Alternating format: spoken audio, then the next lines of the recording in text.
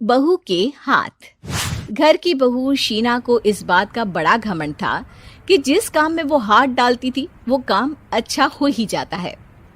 शीना की हर बात में हाथ का इस्तेमाल जरूर होता था। एक दिन शीना का पति आकाश उससे कहता है, कल जो वो भिंडी बनाई थी ना तुमने, वाह वाह वाह वाह, मजे आ गए। मैंने अपने हाथों से बनाई थी। मेरे हाथों में वैसे भी जादू है, जिस चीज को छू लेती हूँ सोना बन जाती है। अब ये थोड़ा ज्यादा हो रहा है। मतलब अगर हर चीज को छू के सोना ही बना देती हो तुम, तो हमारे नाम के पीछे भी अंबानी ही लगा देते हम। चुप रहो, मुंह पे हाथ रख लो, कुछ भी बोलते रहते हो। शीना की सास बगिया से पूजा के लिए फूल चुन रही थी। सुंदर, अति सुंदर, कितने प्यारे गुलाब के फूल हैं। भगवान जी खुश हो जाएंगे। मैंने अपने हाथों से जो पौधा लगाया था, मेरे हाथों की कोई भी चीज बेकार नहीं जाती। हाँ बेटा, सही कह रही है। इसीलिए तो तुम्हारे पिताजी से मैंने अपने बेटे के लिए तुम्हारा हाथ मांगा था। और उन्होंने हाथों हाथ में मेरा हाथ आपकी बेटी के हाथ में दे भी दिया था। हाँ बेटा, वो तो है, पर मुझे ये बता, तू ये हर बात में हाथ क्यों बीच में लेकर आती है? माँ जी, पंडित जी ने हाथ मेरा देखकर नैनीताल में कहा था कि मेरे हाथ जगन्नाथ हैं, मेरे हाथों से कभी कोई काम नहीं बिगड़ेगा। तो मेरे हाथों की तारीफ तो मुझे करनी पड़ेगी ना। हाँ हाँ, ठीक ही कह रही हो वैसे। तो मिलाओ हाथ इसी बात पर। शीना को न सिर्फ इस बात पे गर्व था कि उसके हाथ से सब अच्छा होता है, बल्कि घर के सारे काम भी वो पहले अपने हाथ से करती, फिर कोई दूसरा उन कामों को कर पाता। एक दिन शीना कपड़े धो रही थी। अरे घर में वॉशिंग मशीन है तो सही, खुद क्यों थक रही हो? कपड़े पहले मेरे हाथ से धुलेंगे, फिर वॉशिंग मशीन से।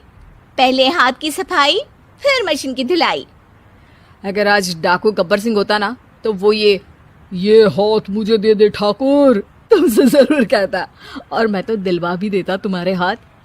हर एक काम में हाथ बटाओ, ज्यादा जुबान न चलाओ, वरना दूंगी एक उल्टे हाथ से। क्या दोगी? कपड़े दूंगी, लो निचोड़ो। ऐसे ही एक दिन, अरे बहू, ये सोफे पर चढ़कर हाथ से पंखा क्यों घुमा रही हो? माँ जी, क्योंकि मेरे हाथ से घूमेगा तो ज्यादा अच्छे से हवा देगा। अरे बेटा, फिर तो तुम गाड़ी का पहिया भी हाथ से घुमा के मायके जाया करो। एक बार आकाश ने घर पर कार लाने की बात छेड़ी। माँ, सोच रहा हूँ कि एक कार लेकर आता हूँ। ले ले बेटा, क्यों नहीं? अरे पैसे हो तो हवाई जहाज भी ले लेना। हाँ, पैसा तो हाथ का मेल है, ले लेते हैं।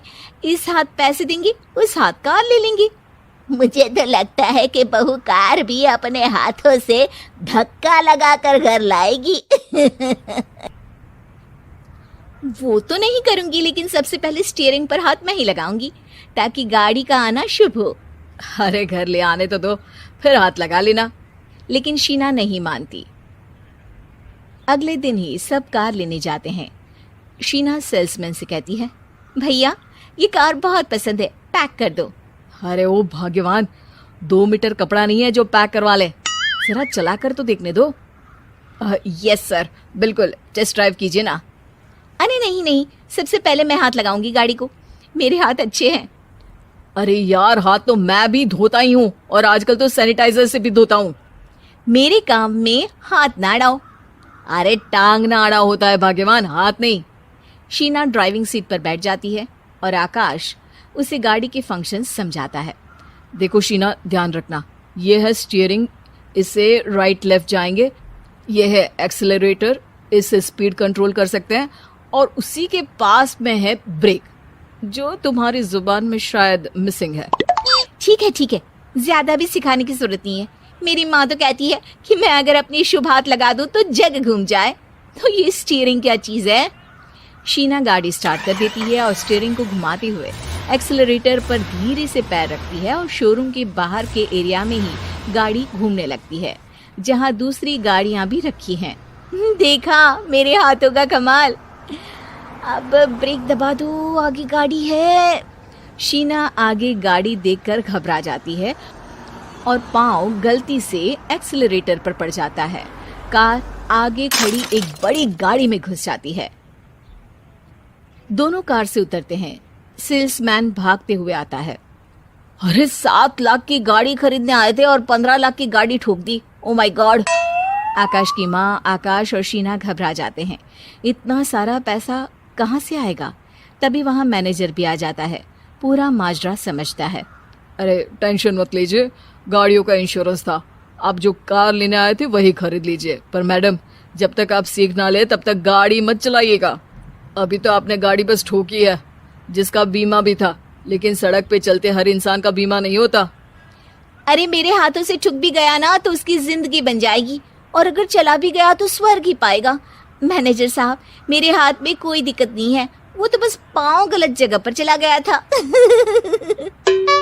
शीना की बात सुनकर आकाश अपना सर पीटता है और उसकी सास अपने हाथ से खुद का मुंह छिपा लेती है और मैनेजर हाथ जोड़कर माफी मांग लेता है।